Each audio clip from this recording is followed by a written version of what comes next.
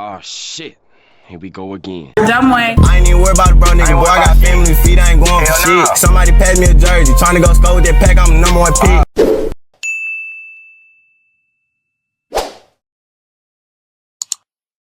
Together in a backyard in Richland County, South Carolina. The names of the men were Leslie Todd Parvin, Edgar Lopez, and Pablo Gutierrez Guzman. At some point in the afternoon, an argument broke out between the three men, and Leslie ended up pulling a handgun from his waistband and taking the lives of the two other men. Oh, man. It's unclear exactly what sparked the argument between the three men, but immediately after the shooting, Parvin fled to Louisiana in his green Kia minivan. Once there, he shaved his head and destroyed both the gun he had used to take the lives of his two victims, as well as the minivan. For a few days, Parvin managed to elude the authorities, but pretty soon the cops started scanning through license plate records of all green Kia vans registered in Louisiana. According to investigation documents, after the double murder, a witness had reported a partial tag of Parvin's minivan to the police. And a couple days later, on a whim, the cops plugged the suspect's address into Google Maps Street View, and sure enough found a green minivan parked in front of his house with the license plates and description matching what the witness had told him. Oh, man. With that kind of evidence, bro, the feds be fucking on it, gang. Like, watching these videos almost every day, gang, it just really, I just see, like, the police got everything that we would imagine, like, niggas is still doing crimes, gang. That's crazy. Against him, it was pretty much all over for Parvin. And on August 19th, a relative brought him back to his home in the Windsor Lake area, where he was promptly arrested on 2 charges of murder and later sentenced to 35 years in prison. He didn't get During life? the investigation, it was publicly revealed that Parvin was a 20-year Army veteran with 5 overseas deployments and a pretty bad case of PTSD, which he had been diagnosed with in 2007. That's wild. According to his father's testimony, his 20 years of military service and the stress from his tours near Iraq and Afghanistan could have influenced his behavior on the day of the incident. I don't You care. would think that after 2 decades of self 20 years in a fucking military is crazy. Like, I couldn't see myself doing that shit, gang. selflessly serving his country, Parvin would have been provided the appropriate mental health treatment to help him live his life peacefully. Instead, the 2 innocent men are now dead, and the perpetrator himself will be spending most of the rest of his life behind bars. 35 years after his crime, at the age of 75, Parvin will be released from prison into a world he'll probably no longer even recognize. He's dead, bro. What the fuck? Nigga not coming out of prison. Like, I ain't In know. July 2018, I Channel ain't know his ass is 75, gang. 4 released an incredibly disturbing video which showed a group of uniformed men leading multiple women and children through a dirt road and onto a deserted patch of land where the armed men then shamelessly took the lives of the victims at gunpoint. Oh my god. In the video, the men can be heard accusing the women and children of belonging to the notorious terrorist group Boko Haram. The video caught the attention of the entire world, with hundreds of people immediately alleging that the terrifying footage had been captured in Cameroon. However, the government of Cameroon immediately denied the claims, alleging that the video wasn't even shot in their country and that their army was being wrongly blamed for killing civilians. Still, the BBC wasn't convinced, and their team of researchers decided to find out who had been responsible for the atrocities in the video, where they took place, and when.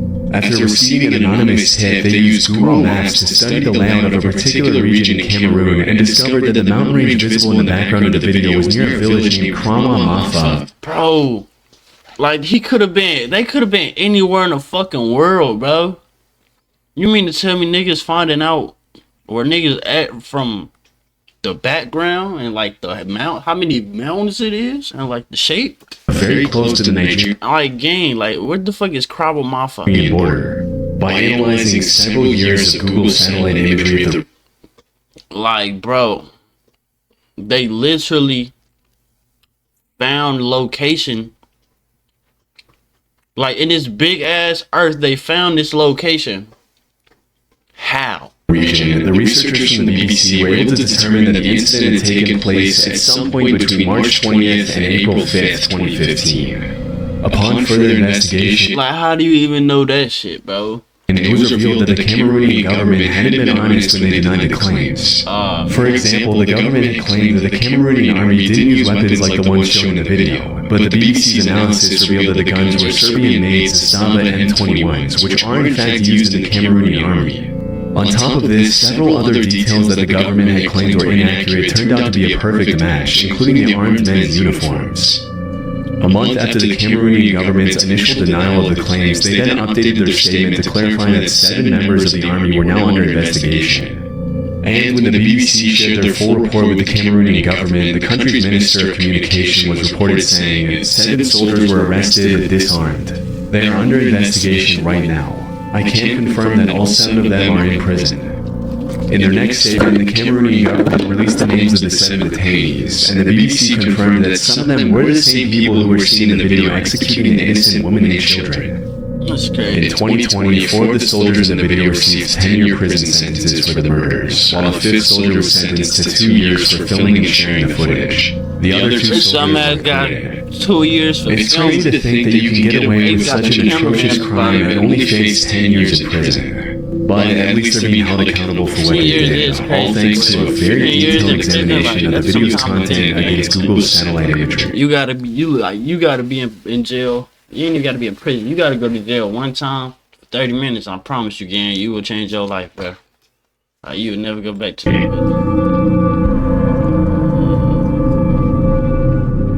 Between 2010 and 2011, 11 bodies were found near Gilgo Beach on the south shore of Long Island between Nassau and Suffolk counties. Most of the bodies belonged to female escorts whose life...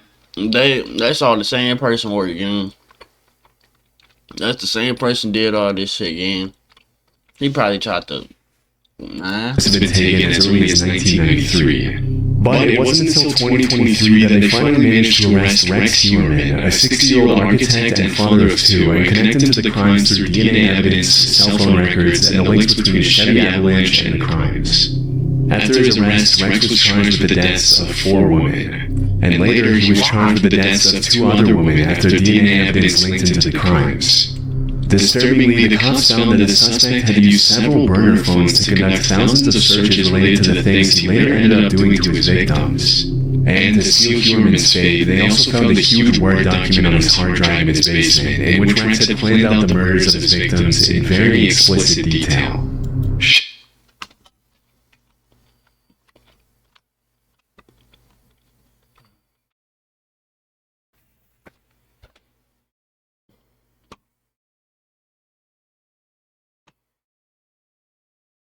Like, bro, this nigga literally had plans again. You not buying all this. He have every fucking utensil, bro. Shockingly, the This nigga got fucking plastic bags, like cat litter shit. document included checklists that outlined the steps he needed to complete before, during, and after his killing. Like, bro, this is like a test. Like, based on court evidence, Heuermann started committing these crimes as early as 1993, and if found guilty, he'll be facing multiple. and he ain't get caught till 2023, gang. I ain't gonna cap. Them 11 females, that ain't it. Them not it. 1993 to 2023.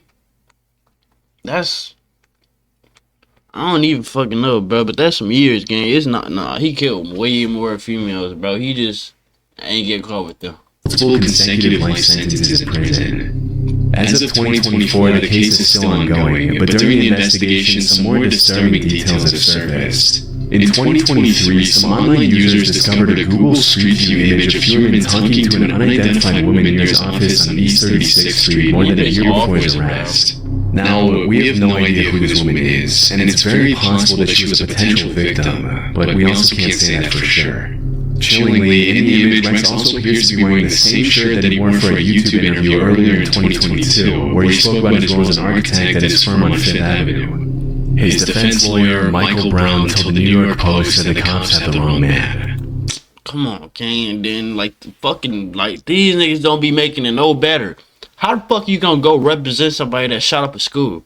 How you gonna represent somebody that's touching on females and killing them? What if that was your wife, bro? What if that's your daughter? Like, gang, you niggas is crazy.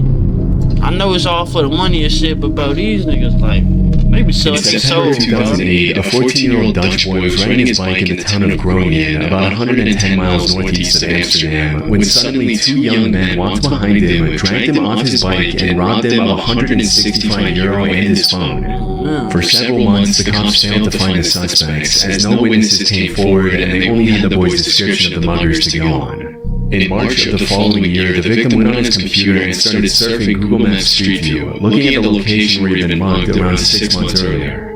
To his surprise, the Street View camera had captured the two men walking up behind him in the moments before the crime.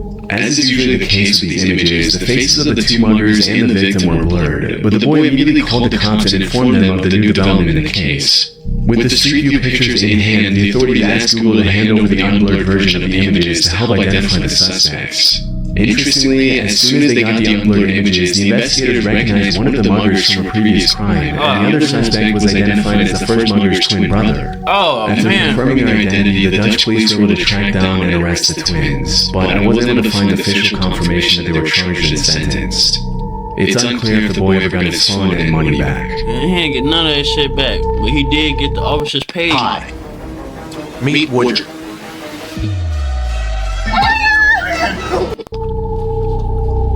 30-year-old Kim Wall was an award-winning Swedish journalist who traveled all over the world to cover stories on social justice. Throughout her career, her reporting took her to countries like Uganda, Cuba, the Marshall Islands, and Kenya, with her work often being featured in prestigious journals like the New York Times, the South... Like, bro, every time I see some videos like this, it just made me appreciate, like, being in the U.S. Because, like, bro, every other place in the world, bro, they ain't got no freedom. It's either they not eating, they ain't got no water, they ain't no house. Like, it's something wrong with every other fucking place on this earth, gang. And like, the USA the best we got, and this shit ain't even really nothing, but compared to anything else, gay, I'm okay, shit. China Morning Post and The Atlantic. In 2017, while she was in Copenhagen with her boyfriend, she met Peter Madsen, a brilliant Danish inventor and self-taught engineer who built his own submarine, designed his own rockets, and plans to launch himself into space in the near future. On August 10th of that year, Peter Madsen took Kim Wall on a trip off the Copenhagen coast in his homemade submarine, the NC-3 Nautilus, for a brief interview. Sadly, after that trip, Kim Wall was never seen again. When she did come back later that day, her partner reported her missing, and an official investigation was officially launched. Her partner? Just a few days later, I don't cap, gay. Why the fuck is you on the boat? Like, with who? I don't even know who they said he was, gang. But if she got a partner, that obviously means she had a fucking boyfriend or husband, gang. Why is you even out, like... The 21st of August, a passing cyclist found parts of her body washed up on the beach close to where she had gone missing. And about a month and a half later, the rest of her body was found in multiple different weighted down bags by police divers. During the investigation, Madsen was brought in for questioning, but he denied having anything to do with the state of her body. He instead claimed that Kim Wall had died after being accidentally hit on the head by the hatch of the submarine. Strangely, he later ended up changing his account of the events and claimed that Wall had died after inhaling toxic fumes. Although no trace of toxic fumes was found in her system, the authorities did find 15 stab wounds on Kim's body. Like, bro, niggas be trying to lie, and like, bro, do you know that these niggas work every day? They have to go to school to figure out shit like this, like investigating shit, gang. Like, they're gonna figure out, bro. Then you got cut wounds, gang.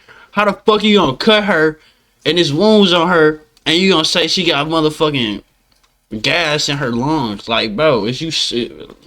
After being held in police custody for a while, Madsen eventually confessed that he had murdered Wall and then thrown her separate body parts into the Baltic Sea. In April 2018, Peter Madsen was convicted on 3 separate charges and was sentenced to life in prison, where he's been spending his days for the past 6 years. In 2021, Madsen ended up receiving an additional 21 months in prison for staging a bomb threat in an extremely elaborate escape attempt. Fortunately, he was nigga trying to escape his captured soon after and was brought back to his cell. One of the things that's interesting about this case is that Peter Madsen had been captured by the Google Maps Street View camera climbing into his submarine. Chillingly, when he confessed to the murder, he mentioned that his intention was never to take Kim Wall's life, but rather to sink the Nautilus forever, even if it meant that both he and the innocent journalist would die inside. To this day, it's still unclear how exactly he took Kim's life, but thankfully Madsen will be spending the rest of his life behind bars with no possibility of ever coming back to society again.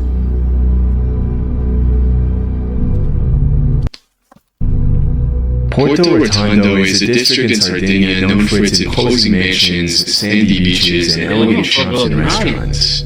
In 2002, an Italian businessman sold his villa in Porto Rotondo for €280,000. Due to the comparatively low value of the transaction, the sale immediately raised a red flag for the authorities, and the finance police in Italy ended up using Google Earth as part of their investigation into the property. One important detail about the villa in question is that it allegedly had a swimming pool with a very particular shape, which the cops used to guide their search for the villa using satellite imagery. As soon as they found the property, they confirmed that they had a major case of tax evasion on their hands, as the actual value of the villa should have been much, much higher considering that the value of all the properties nearby was in the high 7 figures. With enough evidence from Google's satellite imagery to confirm that the unidentified businessman had indeed committed tax fraud, the finance police then checked the suspect's bank accounts and discovered €7 million in unreported deposits spanning several years. This was a case that I just couldn't find a lot of information on, as the original article in Italian had very few details, and it wasn't even officially confirmed what the legal consequences were for the businessman. Still, it's probably safe to assume that his assets were seized, and due to the crazy amount of unreported cash, it's likely that he spent at least a few years in jail.